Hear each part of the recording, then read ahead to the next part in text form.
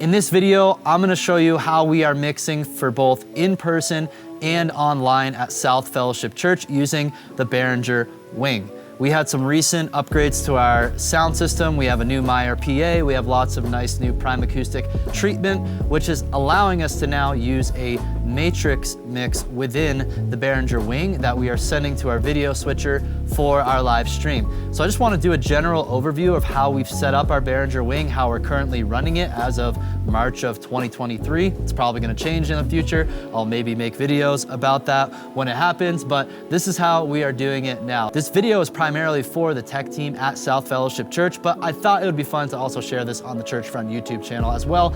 I'd love to hear your comments and feedback down below. Let me know what other ideas you think are worth implementing into this setup. What could I do better? What am I doing wrong? Would love to hear your opinion. Before we continue on with the video, a quick word from our sponsor, Worship Ministry School. At Worship Ministry School, we have step-by-step courses on topics like church sound, live streaming, lighting for worship, and running apps like ProPresenter. We created these online courses specifically for worship ministry leaders who don't have an extensive tech background. All of the course videos are on demand, so it can fit conveniently into your schedule. You can also get team access for your courses as well. So go ahead and head on over to worshipministryschool.com/shop or click the link below this video to browse the list of available courses and enroll you and your team today. Now let's get back to the video. So without further ado, let's go ahead and dive into the console and how it's set up. I want to give you kind of the general overview of how we're going from channels to buses to matrix and masters. So on the left here, you see we have our channel pages 1 through 40. And what we did is, even though you can customize a lot of the way your channels are laid out here on the wing, we like to make it so that like the way it's labeled here on these different pages is actually true one-to-one with these buttons here that we have for layers. So channels 1 through 12, we have our drums, and then we have bass guitars. We have some other percussion channels in the middle here on 8 and 9.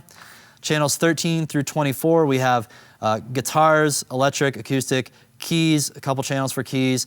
We have an auxiliary channel for an additional instrument. We have our click and tracks, and then we have our lead vocalist starting at channel 23, 24, 25, and we have another aux channel here, a couple additional miscellaneous channels. We have a handheld for someone who's just like giving announcements.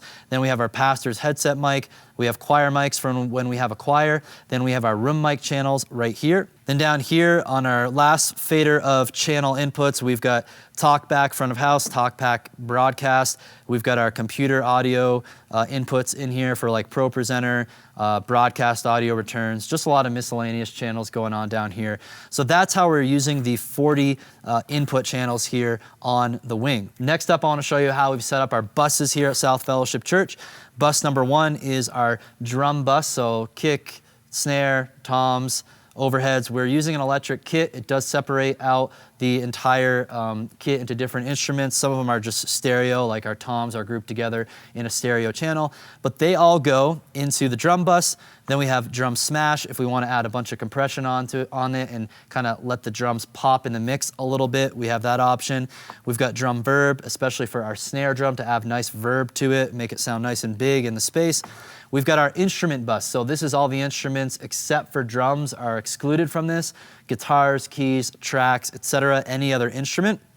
We have an instrument verb bus if we want to add some verb to like, well, really any instrument, but especially like if you have like a solo acoustic guitarist, that can sound nice. Then we have tracks in a bus together. Then we've got our vocal bus. And then we've got vocal plate, vocal delay, and then we have some other miscellaneous buses we are using for in-ear monitoring grouping purposes. If I keep scrolling this way, we're going to continue on with our buses here. We've got buses 13 is if we have a floor wedge, if we need one for the choir to hear like the instruments, we can set that up. We've got a separate in-ear monitor bus for Aaron, our worship leader. He's not using P16s, he's just using a stereo output from this bus. Then we have a couple new buses I created for this particular setup. I actually have my crowd stream bus. So this is the channel inputs from our 3 crowd mics we have, left, center, right, are going into this bus. And then from this bus, I can control how much of the crowd mics are then inputted into our live stream matrix.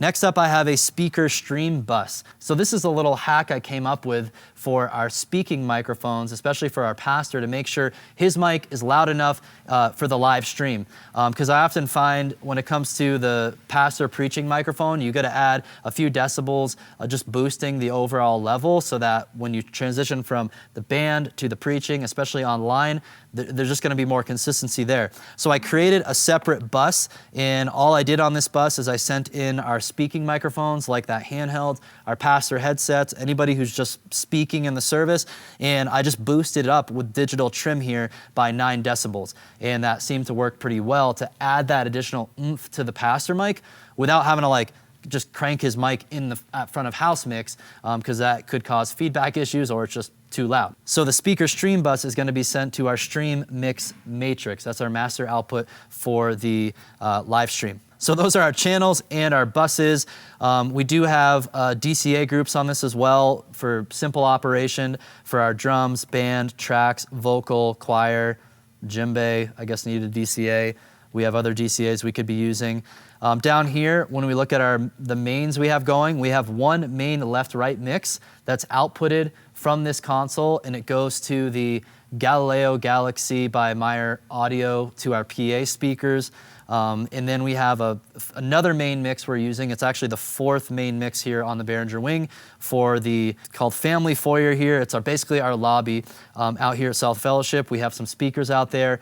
I used another main mix here on the console to give us a little bit more flexibility of exactly what we want to have out there versus in here. So it's really easy, to send something to another main mix. Basically, when you have any channel selected on this console, let's say I have this vocal mic here, I can go to the main outs and I could directly go send something to that main out if I wanted to. Of course, right now our vocals are not going to a main mix first, they're actually going to a bus before they hit the mains. And then we have our matrix that we're using, the one and only matrix for our live stream mix. So remember, channels go into buses, buses then go into a matrix, and then a matrix you can output to wherever you would like. So if I go ahead and select the stream mix matrix and I do a fader flip here, you'll be able to see I can go to my bus channel, and when I'm on my bus master, I have options now to send individual buses, such as the ones that I showed you earlier, like my drum bus to matrix 1, instruments to matrix 1, vocals to matrix 1, all of these different buses we have. Buses can be sent to a matrix in the same way that channels can be sent to a bus. And you can also send your main mix into a matrix as well. So there could be lots of different use cases for this before we actually sent our main mix to do 2 different matrices for the different speakers arrays that we used to have. We had different speakers in the room. It was kind of a mess. You had to EQ them differently. So we actually sent our main left and right to 2 different matrices that had 2 different graphic EQs on them before they were then outputted to their own physical outputs to the speakers. So now we have a simplified setup where we have this one matrix stream mix receiving all of the individual buses. And where this comes in handy for the way that I configured our live stream setup is that the stream mix is now going to get anything post-fader on the channel. So it means if you alter our channels, like vocals or instruments or whatever I do here to this vocal, that's gonna be reflected in the stream mix, because the stream mix is pulling the vocal bus in, which is also post-fader from this channel, and those changes are just gonna be reflected by the time it hits that matrix. So if a front of house engineer is muting or unmuting or changing levels of a vocal or an instrument in that room, that change is going to be reflected online. That obviously simplifies the setup of how we're mixing for our live stream, so we don't have to have a second person mixing. But another cool little trick that I set up is if I go to my buses, now I'm looking at my crowd stream bus and my speaker stream bus. So these are the buses that are also being sent to matrix 1.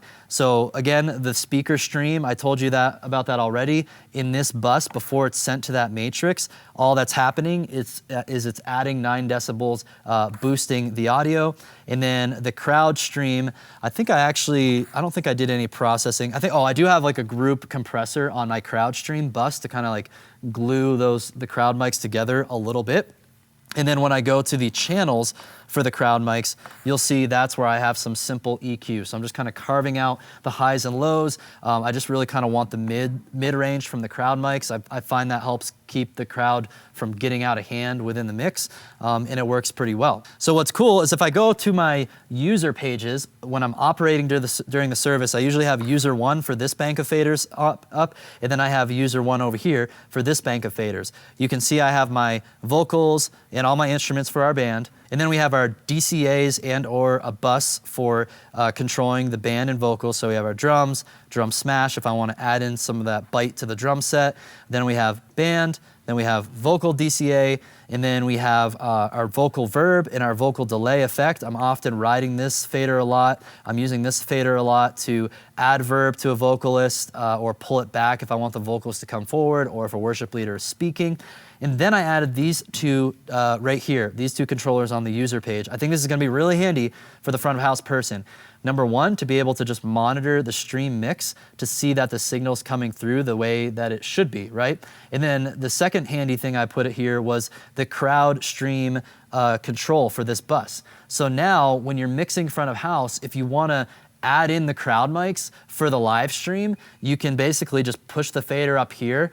Obviously, you're only going to be able to monitor that if you get the headphones out, solo the stream mix, and now you're going to be able to hear how much crowd you're adding into the live stream. I did this for the first Sunday when I set this up, and it was pretty easy for me to quickly pop these headphones on and just get a sense of where the crowd mics were sitting in that mix. So during worship music, you know, maybe it's floating somewhere around here. If it drops out to just the crowd, maybe I'll boost it. Maybe during the sermon, I'll just pull it down here so you can hear some of the congregation's reaction, but you primarily hear the pastor's mic coming through nice and clean. And then over here on this fader bank, we have our Pro Presenter input, the level for our lobby speakers, and then our overall mains. And then down here we have some of the same things, but we also have our speaking mic and our pastor mic. Most of the time during the service, I actually have user 2 pulled up here because I can always access my pastor's mic really quickly. I know it's on the end of the board here. And then same thing with the speaker mic, it's right there. What's nice is we are actually able to get rid of our subwoofer control that we used to have right here because we have the processor, the Meyer processor doing all the work for the PA, including the arrays and the subwoofers now. So you don't have to worry about balancing the levels between the subs and the mains anymore. Just worry about the main fader here. This main fader should always be at unity. It's really, I have it pretty much balanced out now where when it's at unity, that's about as loud as we need it in this room. Considering when you look at your DCA for band and vocals, usually mine, I'd say during the set are like this, where the drums are pretty close to unity. I usually have the band pulled back a little bit, just maybe not even 5 decibels. And then my vocal group is at unity, and then I'm doing the subtle mixing over here at an individual channel level. If you feel like it's too loud, don't come pulling down your mains because to me, you want to have the mains at unity, and then if you need to cut things, you can cut or boost things a little bit back here. Do not cut down the main output because that's perfectly balanced. It's ready to go the way it is. So now I want to actually start running some audio in a virtual sound check environment for you so you can actually see what all is happening with this setup here. So I'm going to go ahead and I'm going to pull down my buses just because I want to do a bit more talking here through my channel processing, and you'll be able to hear kind of how we build the mix. A really cool thing about this system upgrade is I feel like it's really allowed us to simplify the way we mix and to make your life easier as a volunteer. I really wanted to be consistent with the types of EQs and the compression we're using from channel to channel, just so you're not having to fudge with different UI on different plugins and stuff. So let's dive in. Let's go channel by channel real quickly. I'll just kind of build this mix for you. I'll go ahead and I'll select the kick drum, channel 1. So always we got to make sure that our gain is nice and healthy. You can see it metering the input gain right here between -12 to -6. You do not want it to clip. You can make the adjustment here. The next thing I have on this kick, because it's electric, I don't need a noise gate. So let's just go right to EQ. Not a whole lot is happening. Maybe a little bit of a boost here down in the 60 to 70 hertz. Then mainly we have a compressor happening right here to help level out the kick. So let me go back to a place where the kick drum is actually going. So right here you can see, you know, about 3 decibels of gain reduction. This is the compressor that I landed on as using kind of our go-to compressor within the wing. It's called the LTA 100 Leveler. It's a tube amplifier. I feel like it's similar to a CLA 2A, but it actually has a few more parameters that we can work with, especially with the attack time and release time. So gain reduction, this is like the most important knob on the compressor plugin, and the more you crank this up, the more it's gonna squash down the level of the instrument or the vocal, right? So if I were to go ahead and crank this up, you're gonna see that meter go all the way down and really start crunching it down. Of course, you're gonna lose out on the volume of whatever you're smashing down. So then you're gonna want to use this one here as the makeup gain. In a lot of cases, I actually didn't add a whole lot more makeup gain using this compressor because it's kind of like helping, you know, tone down the individual instruments dynamically. So we're not like clipping our buses or distorting everything by the time it hits the mains. And it's working pretty well. For a kick drum, I just go with a medium attack, medium release, because I want to be able to hear that punch of the kick, and then it starts compressing. If you have a fast attack, that's going to really, you know, compress down immediately, and it's going to really level it out. Almost functions as a limiter on the instrument or vocal if you have that fast attack. So if you feel like something just feels a little too punchy or whatever, or like acoustic guitar, you don't want to hear that jangliness as he strums, use a fast attack. It's going to smooth it out. But if you need to hear more of that attack, use the slow. I find this plugin at medium works pretty darn well for a lot of different instruments and vocals. So here's the kick.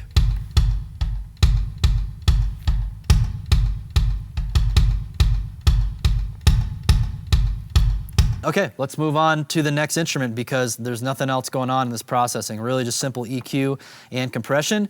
Snare is the same thing. Again, we're using an electric snare, so if we had a snare top and bottom mic, we'd be doing a bit more here with EQ. But we've got a simple compressor on the snare, almost identical settings. And then we've got toms. Really not a whole lot more to show you here. Very similar settings. I like a slower release on the toms to just make sure like it kind of keeps toning them down as they're resonating. But we'd love to hear your input of how you guys like to compress your toms. With a hi-hat in some of my cymbals, I do feel like my compression is actually pretty aggressive. Because again, I just don't want the cymbals and the hi-hat to pierce and like be out of control. To me, those are subtle parts of the drum set that should just kind of feel like they're kind of more in the background. So I squash those quite a bit. So you can see my settings here for the ride. Again, not doing a whole lot. Maybe I'm overdoing the compression there, but let's go ahead and hear what it sounds like. Oh, for the EQ, I did pull out like some of the harshness range here. You'll see for the crashes. So let's go ahead and find a good section of the song.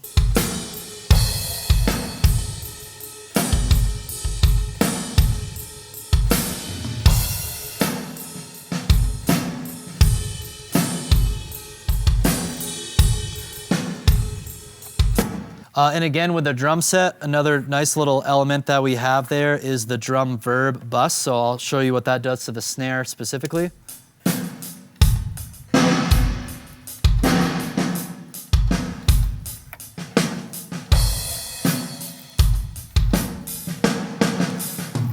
So it sounded super dry when I pulled that back, but when I add it to about there, it just kind of gives the snare a nice, like, I don't know, just makes the room feel bigger, makes the snare feel bigger, in my opinion. And real quick to show you the verb settings here, we're using a drum plate, and then I am just cutting out a lot of those in the highs. Again, especially with my verb and delays, this is a very common thing I do to just get rid of all of the frequencies that can just really overwhelm the mix. I feel like the mids are what usually sound best for effects like that. So that's our drum set. Let's move on to our guitars. So starting with bass. I do have a pretty aggressive cut here down in some low mids that I feel are kind of overwhelming for the room.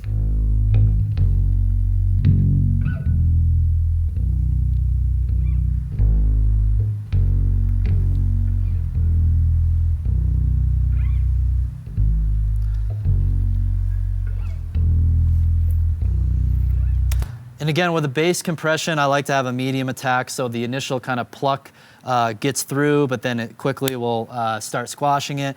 And then I think a bass, you could actually be a bit more aggressive with the gain reduction, but make sure you boost the makeup gain so that you'll still hear the bass come through as you compress it. Now let's take a look at the electric guitar channel strip. We got a stereo input from a Line 6 HX Stomp, I believe, or it might be a full-size Helix. I can't remember which one he has. It sounds great though. He knows how to dial in the tone. EQ-wise, I don't really have to do a lot. And then I am putting some aggressive compression on the electric guitar just to really smooth it out and make it sound nice and consistent.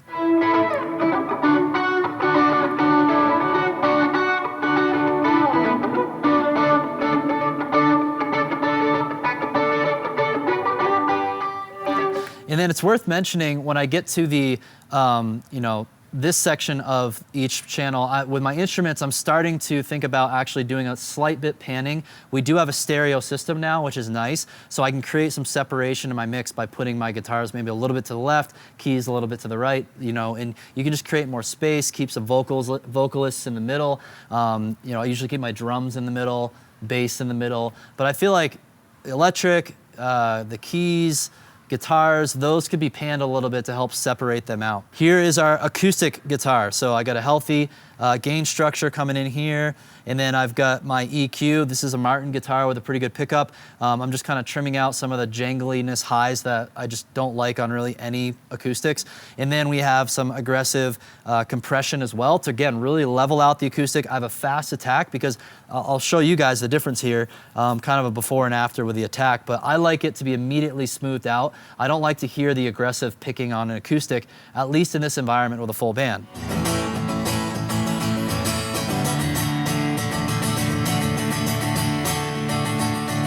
Especially because Aaron likes to really strum really hard on his acoustic.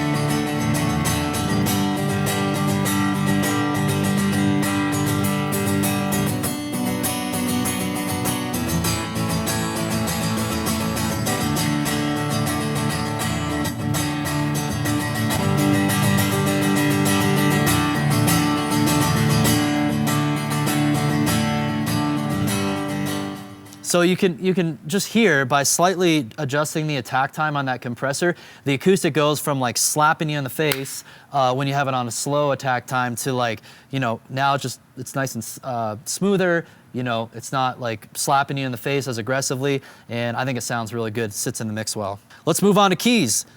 Again, you guys are gonna get bored, but I'm just using like very boring EQs because we have an amazing sound system and we have amazing source tone. I'm not having to alter things a ton. We are using the Sunday Keys app. And then keys. This is probably a little bit more aggressive gain reduction than what I need. Let's back it off a little bit. And if I back off gain reduction, I also might back off the makeup gain because again, I'm letting more signal through. And with keys, man, I could go either way with a fast or medium attack.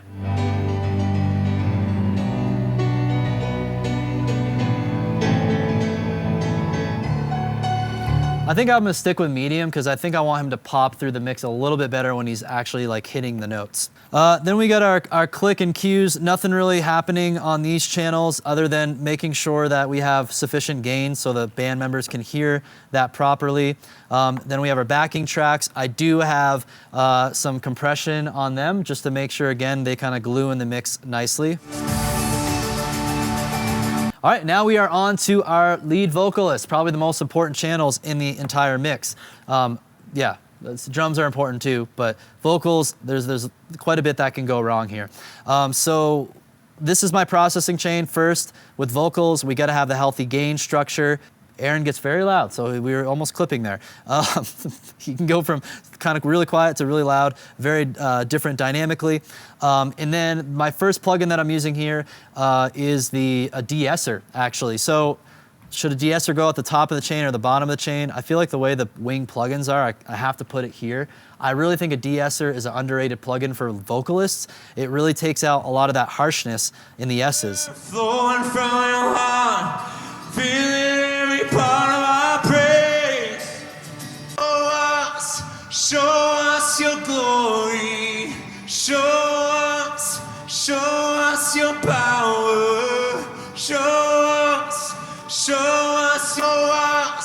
So I just tweaked his frequency of the de-esser because I noticed it wasn't reducing his shh on show very well. So I just like raised it to like 5K instead it was at like 4K, and it was more accurately compressing those S's. So be looking at that. Make sure for whoever's singing, you're kind of like looking at how are the S's sounding, is it compressing them enough, and then make the adjustments there. And then down here, here's the EQ that I have for Aaron. I'll give you kind of a quick before and after of it. Show us your glory. Show us your power. Show us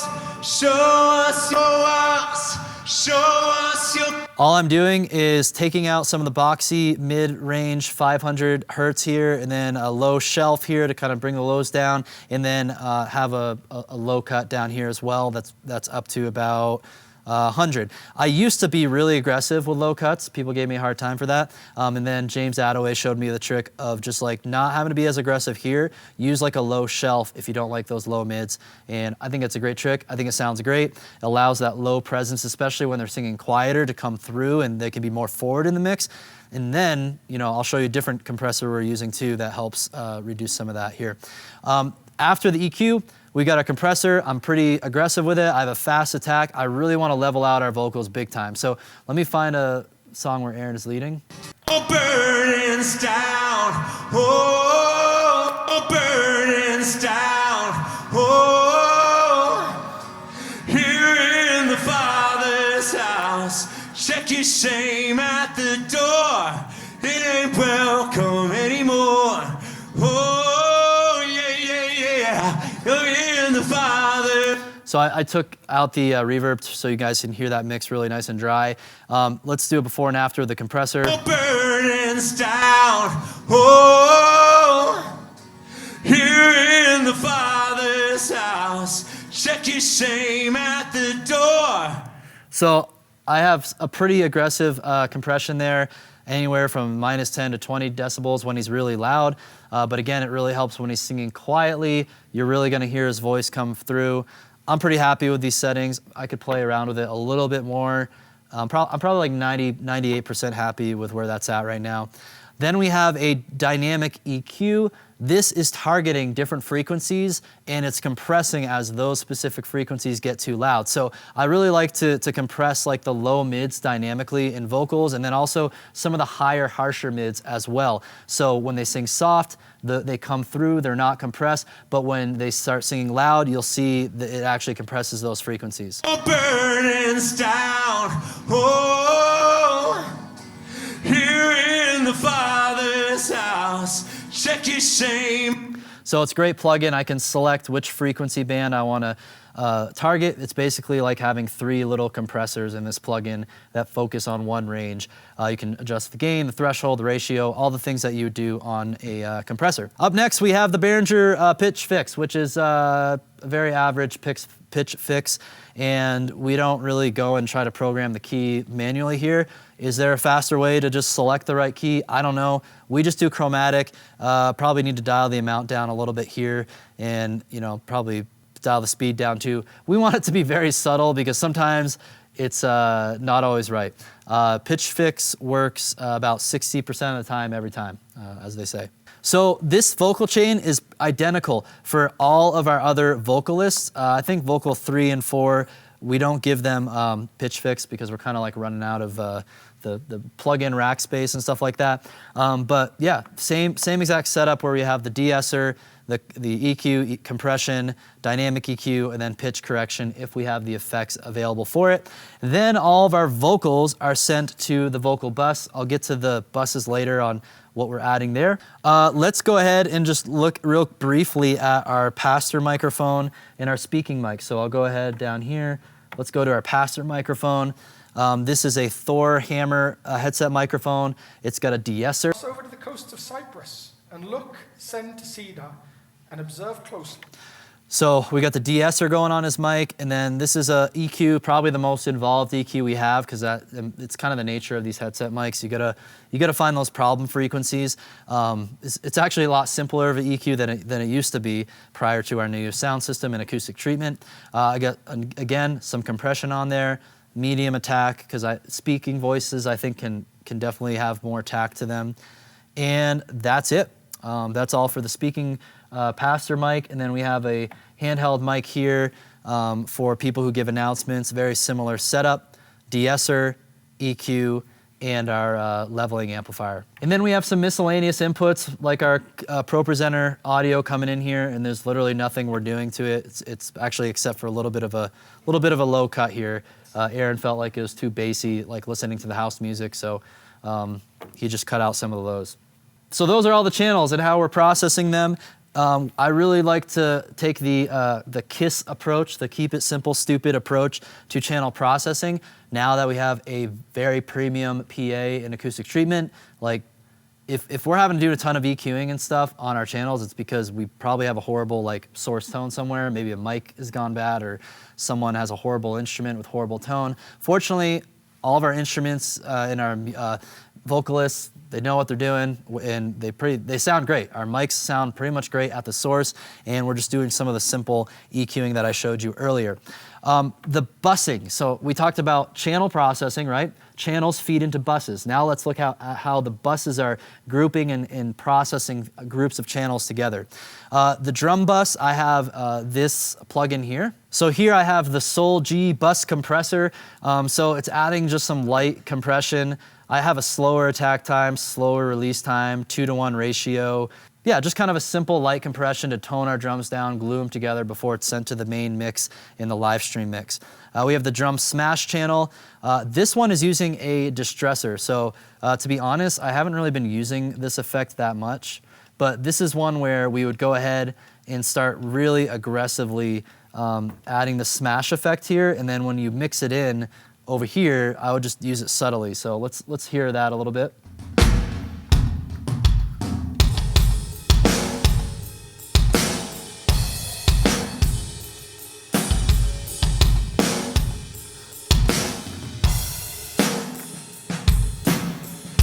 That's it. That's a drum smash. All the cool mix engineer guys are doing it. So you could try it too. Don't overdo it. I find, especially with our electric kit, just not really that necessary. But it can help. If you feel like you want to like add a little oomph to your drums without just like boosting all your drum channels, like you can just slide this guy up gradually. But most of the time when I'm mixing, it's living down here somewhere. Then drum verb, we talked about that. This is mostly for the snare drum. Our instrument bus, we're using the same Soul G bus compressor, grouping the instruments together, adding some slight compression to them. So you can see here the instruments being compressed together. Let's go to our instrument verb. Again, this is great to have some nice like an ambient plate for like solo instruments if it ever gets stripped down to that. We do have a tracks bus. Not really doing a whole lot for it. That's actually handy to like if we need to like pull some of the tracks down in the live stream compared to what's in the room, we can do that now. Our vocal bus, I added another leveling amplifier on top of it to have serial compression to just compress the vocals together as a group.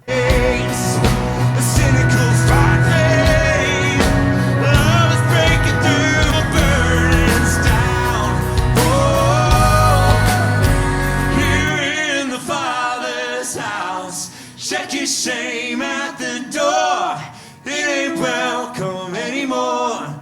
Oh, yeah, yeah, yeah. You're in the Father's house, yeah. I think it's a nice way to group the vocals together before they are then sent to the main mix. It just helps blend them, makes it sound tighter. If I'm like wanting to add a little bit of oomph to all the vocalists, I can actually just boost the makeup gain a little bit on this compressor to push that signal a little bit more to that main mix as well. I'm not compressing as aggressively as the individual vocal channels. You saw I was going down about -5 at the most. Then we have our vocal plate. This is our effects for vocals. So we have the large warm hall effect with just over 2 seconds decay, and then this is how the EQ is. Let me show you kind of why we use this EQ the way we're using it. Burdens down, oh, here in the Father's house. Check your shame at the door.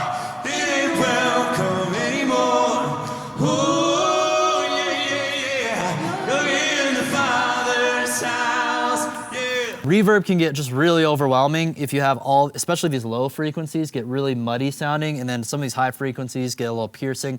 Just energy in the room that I don't want to have. I just find keeping the mids in there is going to sound great for your reverb. Throw it through the actual effects plugin, and we can actually just ride the bus here as we need to tweak it throughout the service.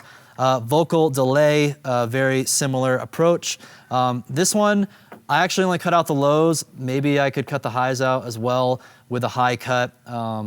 Yeah, it's kind of personal preference there.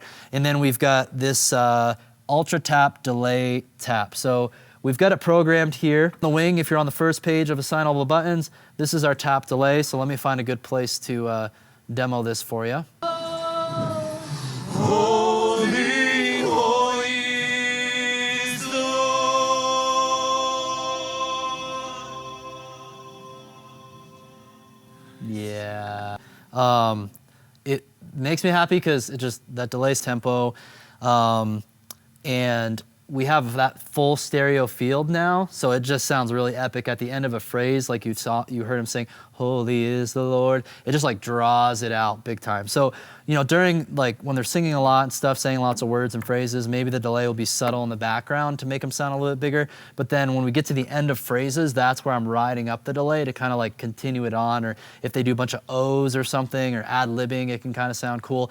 This is definitely kind of an artistic thing that takes practice and intentionality. Do not just put your delay up there and forget about it, okay? And just to note, like when I'm mixing, I'm not like standing back here with my hands in my pockets. Like my hands are on this console like the whole time, tweaking. Like I'm not like nonstop tweaking channel levels, but it's mostly like effects things. I am riding vocal faders quite a bit. Like I do think despite having compression on vocals, like you want to be kind of a vocal rider. There's plugins for that too, but I'd rather just manually adjust it as I seem fit as a musician when I'm listening to the vocals. Obviously when electric guitar parts come out with a solo and instrumental, I'll boost them, or piano, I'll do that. It's lots of nuance throughout the whole process. Don't be sitting there with your hands in your pockets. Like there's so much you could be doing. But also don't overmix at the same time. So hopefully that is helpful and not confusing. So those are pretty much all the buses and bus processing we're doing. I'll make note of the crowd stream bus. In this bus, again, we just have our crowd mic. So if I do a fader flip here, you'll see just the crowd mics are going to it. I could balance out differences between them if I wanted to, but they're all at unity. The individual crowd mics, I'm EQing them the way I showed earlier. And then on this bus, I'm just adding some compression here. So here you can hear our crowd mics. Holy, holy.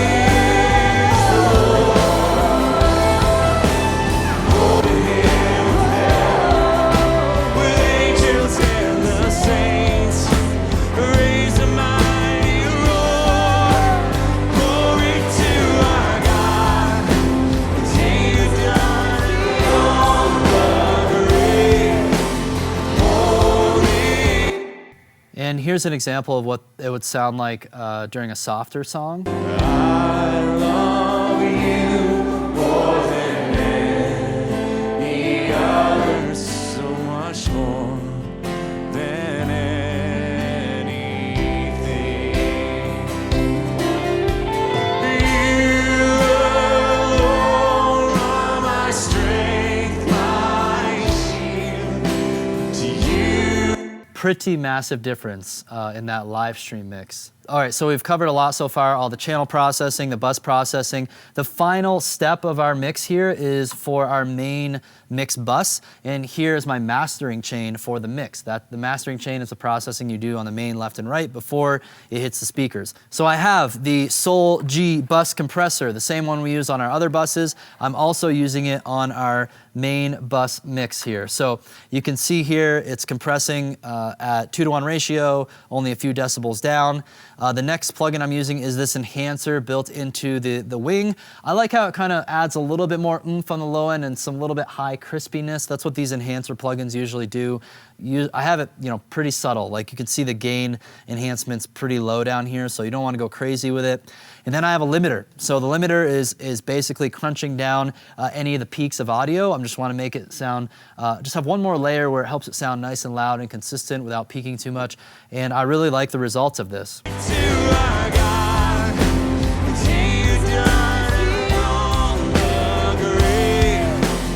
Holy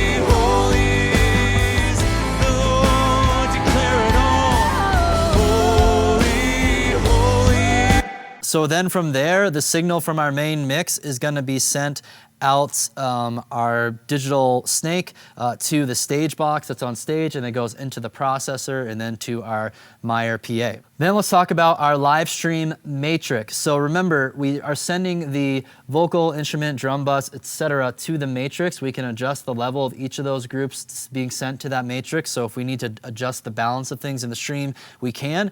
I found so far, there's really not a whole lot of adjusting that has to be done because what I'm hearing in the room translates really well to online because we have these really fancy speakers. But we're able to add some maybe more aggressive compression and mastering for that stream mix. So here I've got the bus compression again for our stream mix.